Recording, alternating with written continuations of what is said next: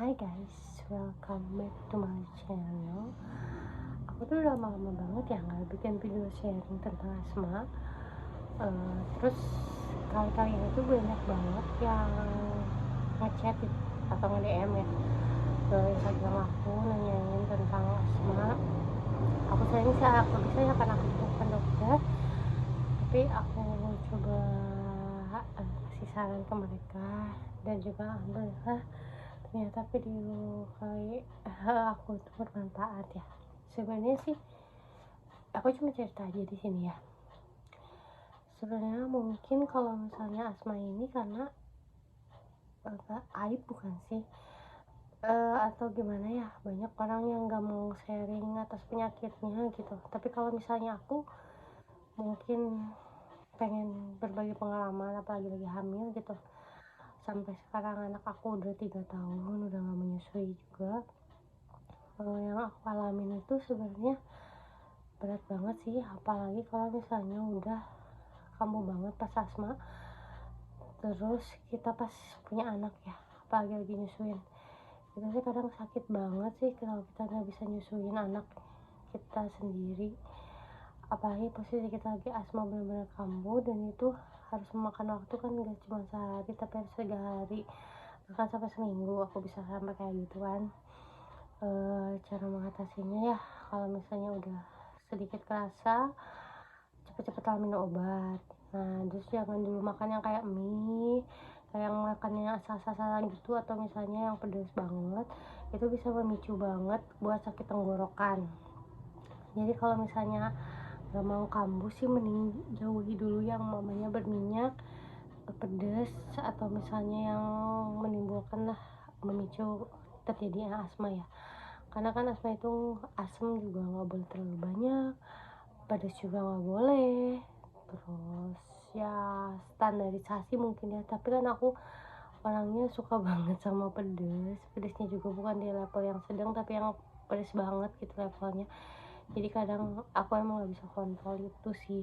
Cuman kalau misalnya kalian lagi menyusui, juga lagi hamil, usahakanlah, maksudnya jangan terlalu banyak makan yang seperti yang aku sebutkan tadi, yang pedas gitu, yang asam, atau misalnya yang dingin juga ya, juga jangan terlalu banyak. Tapi kalau kalian biasanya sih, kalau misalnya yang belum akut kayak aku sih, kalau nggak minum obat juga nggak apa-apa ya kalau makan yang kayak gitu, kecuali cuaca kan sekarang lagi ekstrim banget ya. Jadi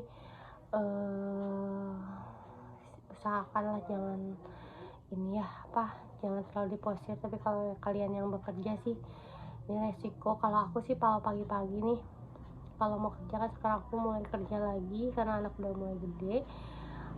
Suka kalau sebelum kerja itu aku selalu pakai press care, atau misalnya apa yang kayu putih atau apa, itu sih lumayan sih buat anget sih. Biasanya kan kalau bangun tidur tuh suka kerasa banget sesek ya, tengah malam. Kalau yang kayak aku sih emang gitu.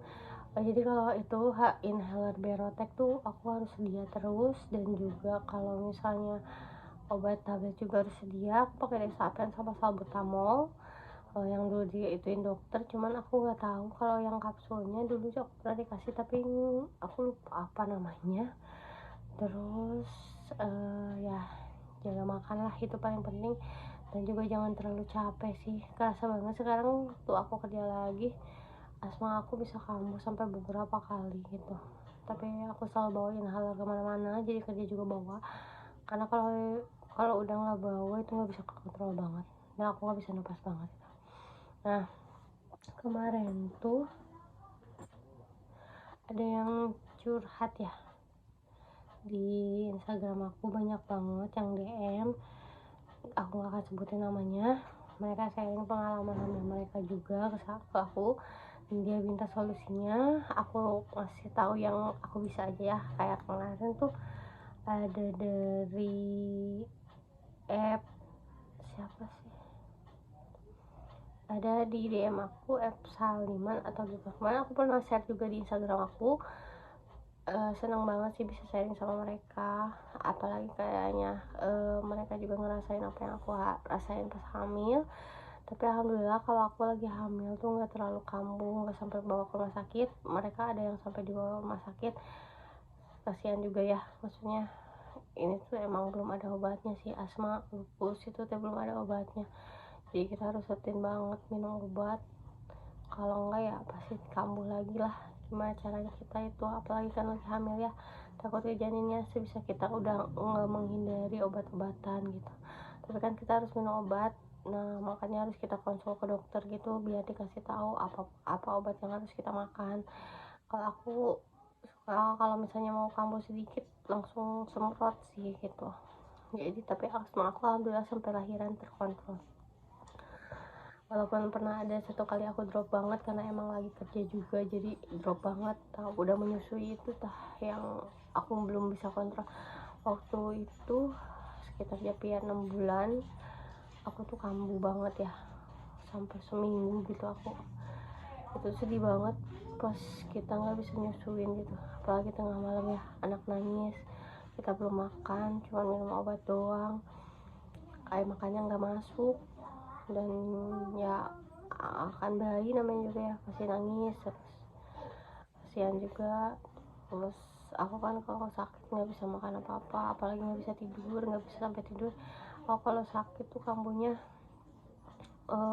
duduk pastinya, nggak sampai nggak sampai tiduran, nggak bisa kalau tiduran tuh. Aku 3 hari bisa sampai gitu, sampai duduk gitu, nggak bisa banget buat nyusuin, buat ngasih makan Japier, apalagi 6 bulan itu kan lagi masa-masanya MPASI ya.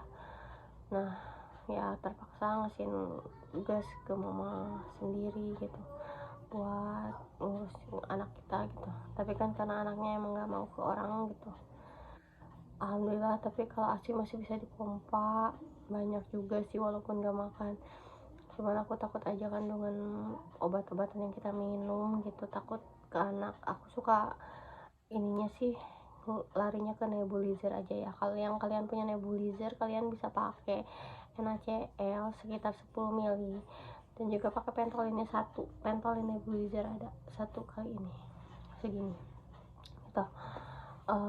Kalau pakai inhaler aku pakai Berotek.